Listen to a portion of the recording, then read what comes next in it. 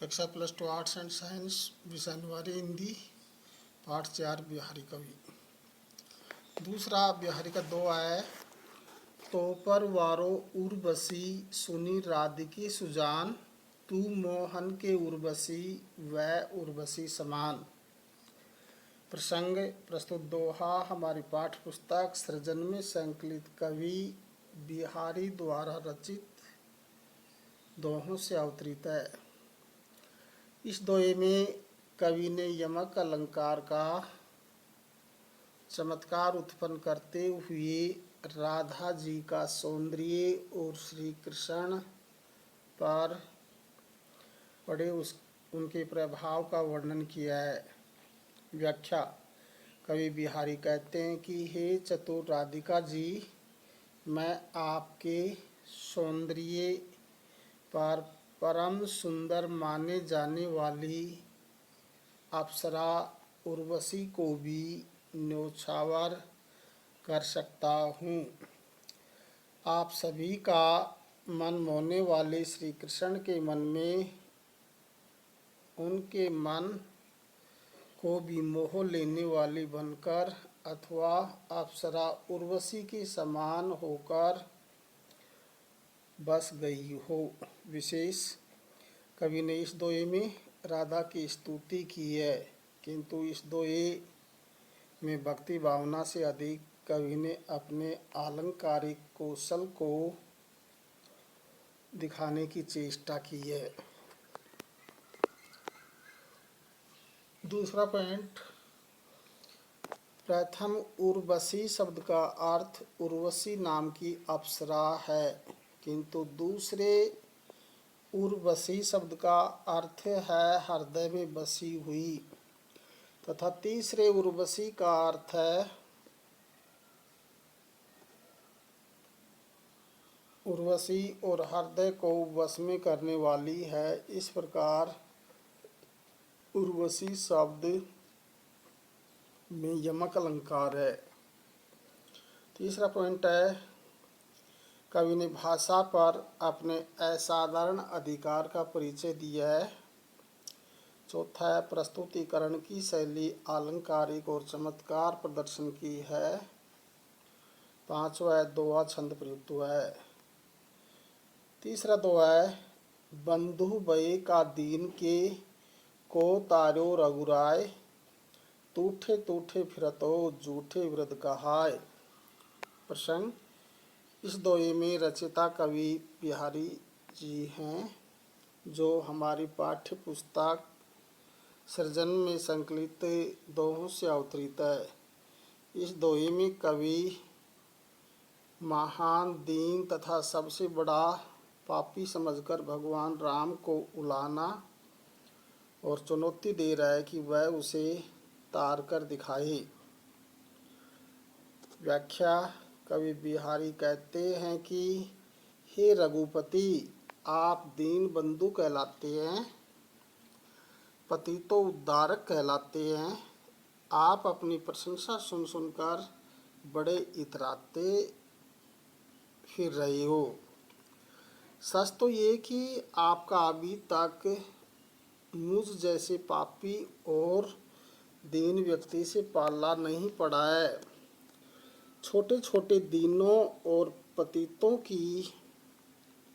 का उद्धार करके झूठी प्रशंसा से संतुष्ट हो रही हो। यदि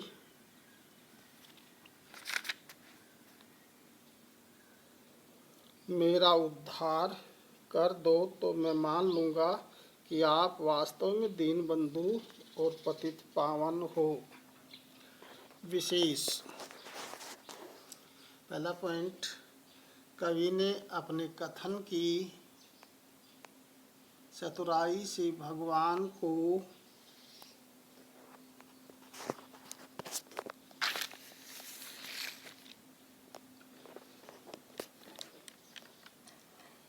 अपना उद्धार करने की चुनौती दे डाली है। कवि चाहता है कि भगवान उसकी चुनौती से उत्तेजित होकर उसका उद्धार कर दें और सहजी उसका काम बन जाए। दूसरा है भाषा शैली कवि की प्रौढ़ काव्य कला का परिचय कराती है। तीसरा है तूठे में पुनरुक्ति प्रकाश अलंकार तथा अनुप्रास अलंकार का प्रयोग किया गया है। चौथा है दोहा छंद प्रयुक्त हुआ है। पांचवा ब्रज भाषा का प्रयोग किया गया है। चौथा दोहा है कब को टेरतु दीन रट होत न श्याम सहाय तुम हो लागी जगत गुरु जग नायक जग भाई। प्रसंग प्रस्तुत दोहा हमारी पाठ्य पुस्तक सृजन में संकलित कवि बिहारी द्वारा रचित दोहों से अवतरित है। कवि ने अपने प्रभु की उपेक्षा से आहत है कि वह उनकी दीनता भरी पुकार को नहीं सुन रही है। व्याख्या कवि बिहारी जी कहते हैं कि हे प्रभु, मैं कब से दीनता भरी पुकार से आपको अपनी सहायता के लिए पुकार रहा हूँ, पर आप मेरी दीनता भरी पुकार की अनसुनी किए जा रही है।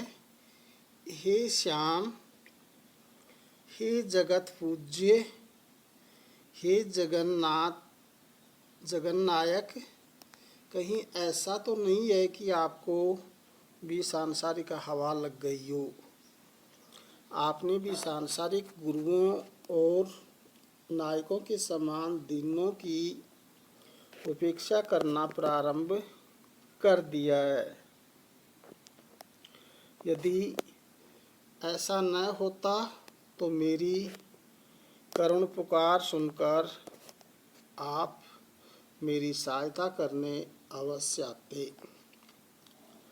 विशेष का पहला बिंदु, कवि ने अपने इष्ट श्री कृष्ण को द्रवित करने के लिए चतुराई भरे तर्कों का सहारा लिया है। दूसरा पॉइंट, भाषा वचन वक्रता और लाक्षणिकता से प्रभावशाली बनाई गई है। तीसरा पॉइंट है कथन शैली उपालंब पूर्ण तथा व्यंग पूर्ण प्रयुक्त हुई है। चौथा है कवि ने सखा भाव की भक्ति द्वारा अपने इष्ट को रिझाने का प्रयास किया है। पांचवा अनुप्रास अलंकार प्रयुक्त हुआ है। पांचवा बिहारी का दोहा है या अनुरागी चित्त की गति समझे न कोई, ज्यों ज्यों बूढ़े श्याम रंग त्यों त्यों उज्ज्वल होय। प्रसंग प्रस्तुत दोहा हमारी पाठ्य पुस्तक सृजन में संकलित कवि बिहारी द्वारा रचित दोहों से अवतरित है। इस दोहे में कवि ने